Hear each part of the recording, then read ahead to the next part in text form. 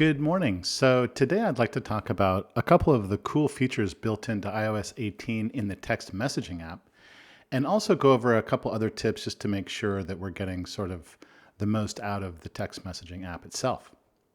So if I wanted to create a new text message to my friend Charles, I would simply tap on the compose icon in the top right, and then do a search for Charles's name. This is going to search all of my contacts.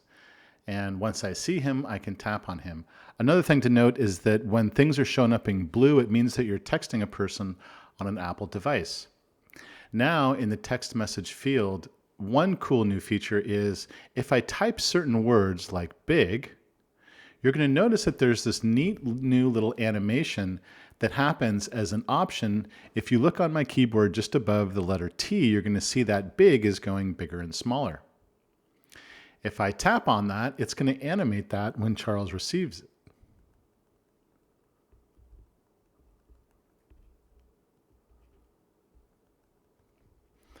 And I can then hit send by simply tapping on the blue arrow as I normally would. You're also going to notice that I have some other kind of fun icons at the bottom above my keyboard for, putting a little plate. So if I just tap on that, it's going to insert, a little fork and a knife and a plate.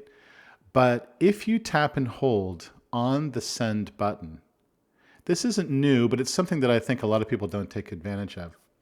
And I have an option at the top. If you see bubble, that tab shows me everything on the screen is going to allow me to animate just the text bubble itself. So if I tap on slam, that's what it would look like when he gets it. Loud, I can do gentle. And this last one is kind of interesting because all of the text is sort of hiding until the recipient taps on the bubble. It will then reveal what is in that text bubble that I've sent him.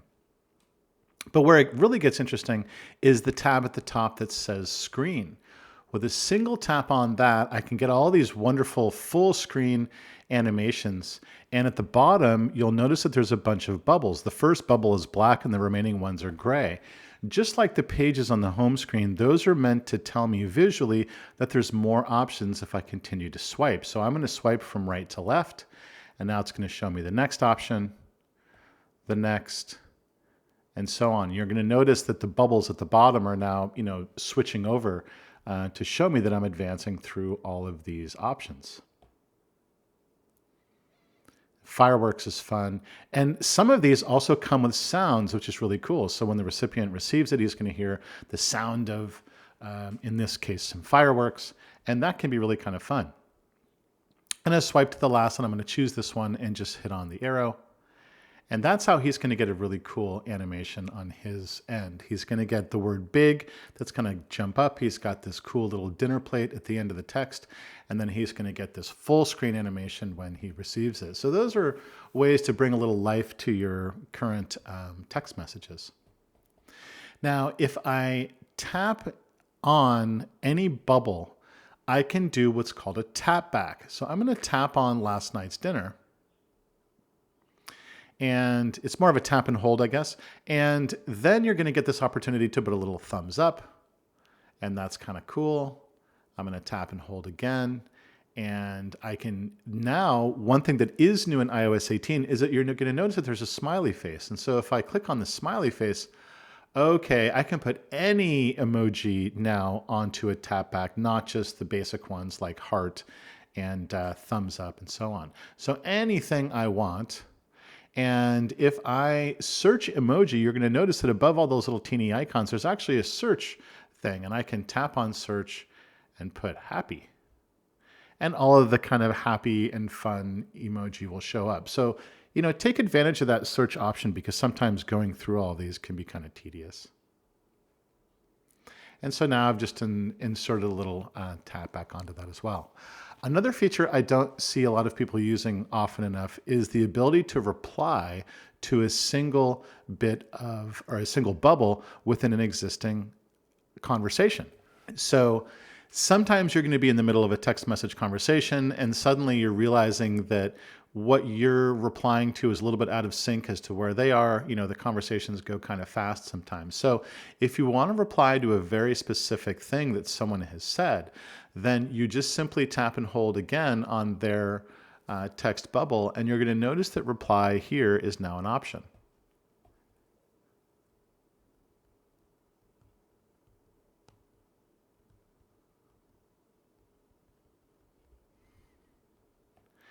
Now, I'm not in a two-way conversation with Charles right now, so obviously, his comments is what I would be tapping and replying on. I'm just replying to my own things. But these are really valuable when you're in, say, a group text messaging conversations. Very handy to have these. It's very nice. Now, there's some other fun things going on. In the bottom right-hand corner, you're going to see a microphone, and don't forget to use that when you don't have a lot of time to type. It's actually going to record your voice and convert it to text. I'm really looking forward to hanging out next week, and hope that you can join us also for the football game, ! So as I dictate, it is able to insert punctuation. If I just speak the punctuation, it punches it in, which is really nice. And that can be really powerful for people like me that aren't super fast at typing and can really benefit from a little help from just using our voice. And then I can just hit send and send that off. However, sometimes you're going to notice in a text message conversation that you're having that you may not really be able to discern emotion. And another feature that's built into the text messaging app that I think is really cool is the ability to actually record an audio message. Now, this isn't totally new, but where it lives and how it works has changed a little bit in iOS 18. So what you're going to want to do to access the audio recording function is to click on the plus to the left of where you would normally type in your text messages.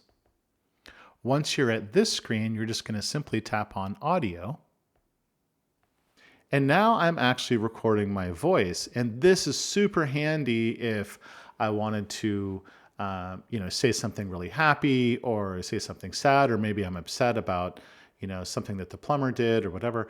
And this is really, really handy because also I could be driving right now and I'm not able to type anything. And I do want to text this to them because texting is such an immediate form of communication that now if I just hit stop, I can send that as an audio kind of recording, or it's kind of like inserting a voicemail into a text message. So the blue arrow that points up is my ability to send it. If I wanted to listen to it before I sent it, I can click on the play triangle to the left of the audio recording. And if I just didn't want to send it at all, I can just cancel and do the X. But I'm going to send it.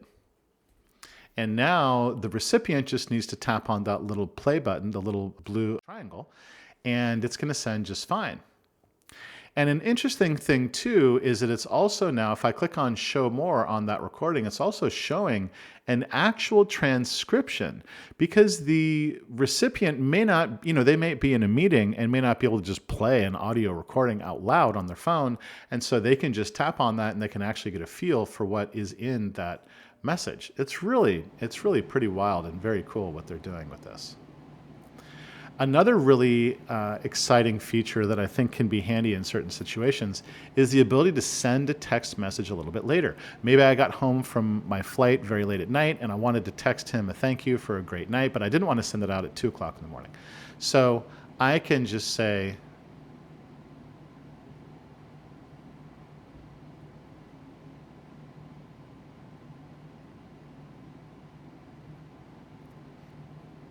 it's still the same night, but it's just very late. So now, instead of me just hitting send, I'm going to click on plus on the left, and I'm going to choose send later. Send later, it'll even let me do it, months in advance, months later if I'd like to. And I'm just going to send it, tomorrow at, say, 9 a.m. And that's all there is to it. If I just click on send right now, you're going to notice that there's actually a new text message that's going out that has these little lines on it. And that's actually really powerful for sending a text message maybe just a little bit later. If I click on that little X, then that means that all my texts are going to be sent in real time from now on. So that's really cool. I can even tap and hold on that particular message. And when I do that, it gives me the opportunity to just delete it altogether, which I'm going to do. And so these are really powerful little features that I think are worth having a look at. And oh, it looks like I just deleted my audio recording by accident. Oops. And another thing that I think a lot of people aren't using are just inserting funny little, what we call GIFs, GIFs, that are little graphical moving pictures. You might have seen some in some text messages of your own. So if I click on plus, and then I go down to more, I have this opportunity to click on images. And images are going to bring me all these funny little things, and I can just, search all of them for thank you, or thank you so much, or what if I did thank you for dinner? Let me just see if there's anything for thank you for dinner.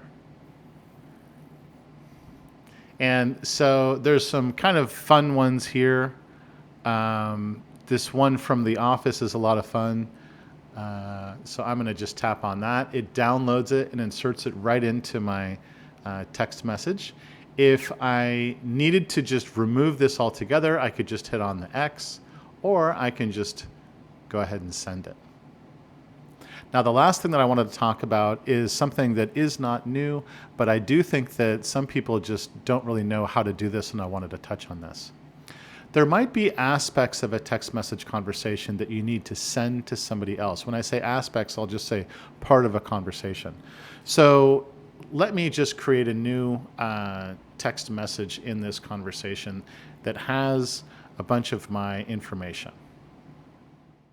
I have this in part of our text message. Well, it turns out that I'm not able to pick up this person from the airport, and I have to, send this to somebody else that actually can. Now, one thing that isn't particularly obvious, and I think a lot of people I've seen struggle with this or just not have the know-how to do it, is how do I simply send information that's in an existing text message conversation to another person?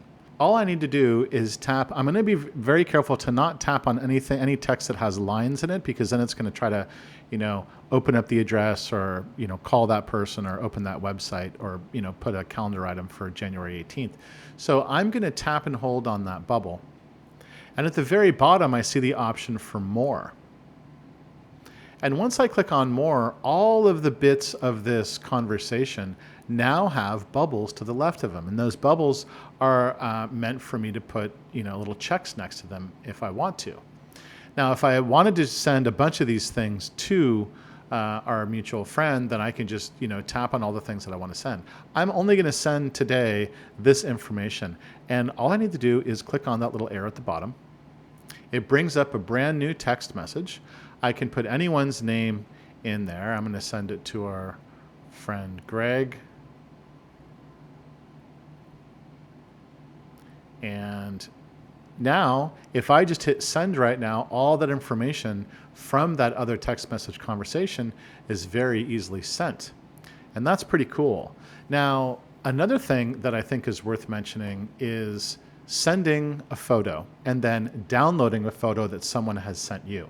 So the first thing I want to show us is how to just send somebody easily a photo. So I'm going to click on plus, and then I'm going to click on photos. I can also choose camera if what I want to send them is a picture of what I'm in front of right this second. And that kind of saves me the trip of being outside of text messaging, going and taking a photo with the camera, going back to photos, and then choosing to send it. I can just take a photo and insert it right into the text message straight from the text messaging app if I select camera. But today I'm just going to choose one of my existing photos, and I'm going to choose this photo of Bill Gates, and I'm just going to hit send. Now, many of us are receiving text messages all day long from friends and family. And texting has sort of become this way that we're communicating with one another, all day long. So you might have 5, 10, 15, 20 photos that are in your text message conversations, even videos, and you want to get them out of the text messaging program and into the photos program. You have to do that. It doesn't just get added automatically. So if you tap and hold on any photo, then you can click on Save. Since I'm texting myself, the little icon of the square with the arrow pointing down, you're going to start to see that to the right of the photos that you've received from other people. And you can just simply tap on that. That saves you doing it this way. But if you tap and hold on any photo or video, you can really quickly and easily save it right to your Photos library. So I hope that helps, and I hope you guys are enjoying iOS 18, and I look forward to seeing you in one of my classes soon. Thanks so much.